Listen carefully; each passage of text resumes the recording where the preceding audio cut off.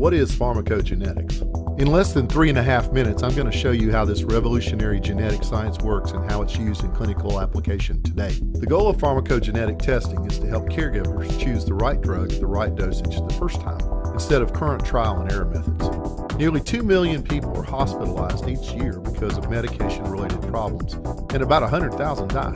It's a problem worth solving. As the name implies, pharmacogenetics is the science of how the body metabolizes and reacts to medications. As we all know, each of us is a little different from each other. We have certain things that are quite specific to us, and these things have been passed down genetically for thousands of years. When humans or animals are conceived, 2 copies of every gene that is needed for the organism to function are transferred, 1 allele from each parent. The combination of these alleles controls how the development occurs and sets the stage for skin tone, hair, eye color, facial features, and a whole host of other attributes or phenotypes that are specific to that individual.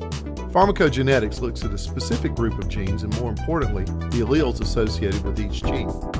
This investigation gives powerful clues into how the body will process certain medications. Here's how.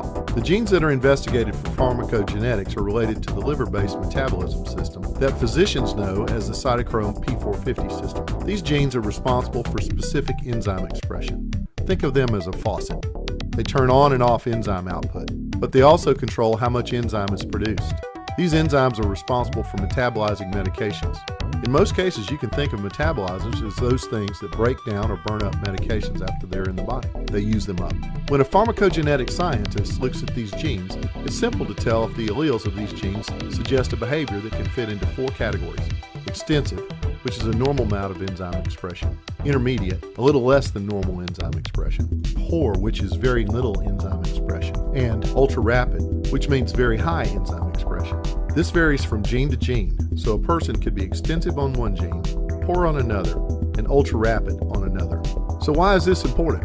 Because drugs are designed to go into your system, start working, and then be cleaned out. If they fail to work or your body doesn't clean them out fast enough, bad things can happen. In the case of the poor metabolizer, drugs that are metabolized by this gene don't clear out of the system fast enough, and that can result in more severe side effects, accidental overdoses, drug-induced injuries, and sometimes even death.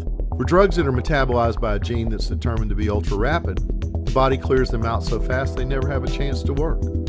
For substrates that are considered prodrugs, the inverse is true for all cases. It's a complex evaluation, and having more information is useful and sometimes critical to successful outcomes. To conduct the test, a physician collects a DNA sample with a simple mouth swab and then forwards it to the lab. In about a week, the results come back and medications can be adjusted accordingly. This test only needs to be done once in a lifetime because genetics don't usually change.